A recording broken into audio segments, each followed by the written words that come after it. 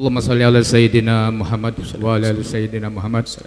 Mudah-mudahan Buya sekeluarga dan juga jamaahnya senantiasa dalam lindungan Allah Subhanahu wa taala. Amin ya rabbal alamin. Pertanyaan saya Buya, ciri-ciri bahwa orang itu sedang disayang,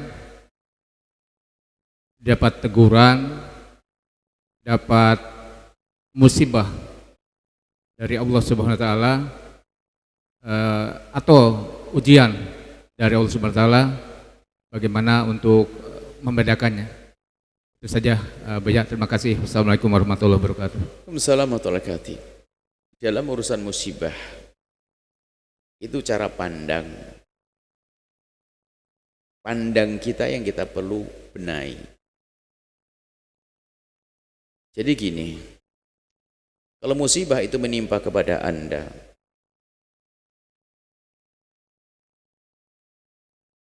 kaidahnya kan sederhana dulu, bahwasanya kalau ada seorang hamba diuji oleh Allah, itu tanda Allah cinta, karena Allah akan mengangkat derajatnya.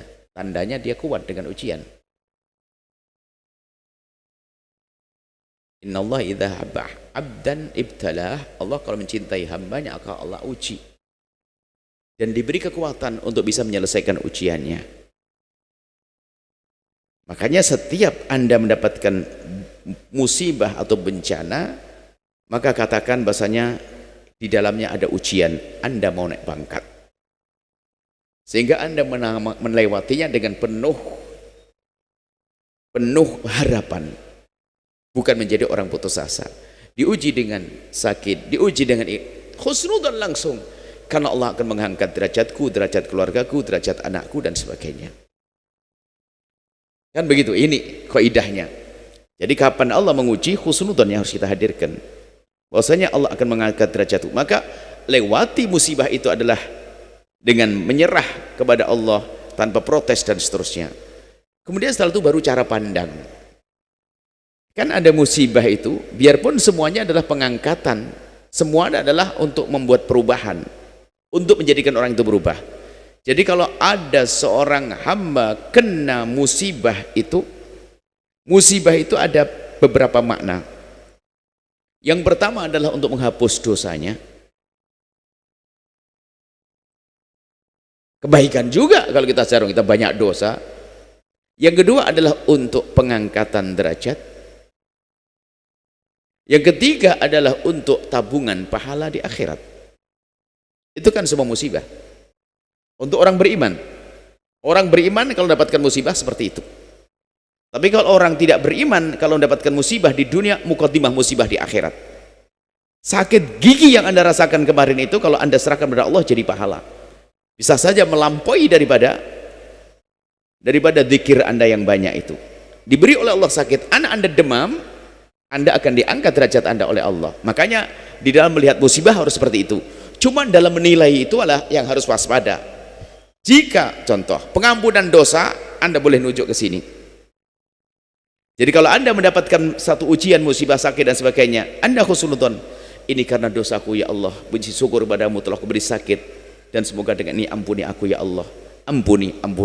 Jadi kalau nunjukkan diri boleh, karena saya banyak dosa.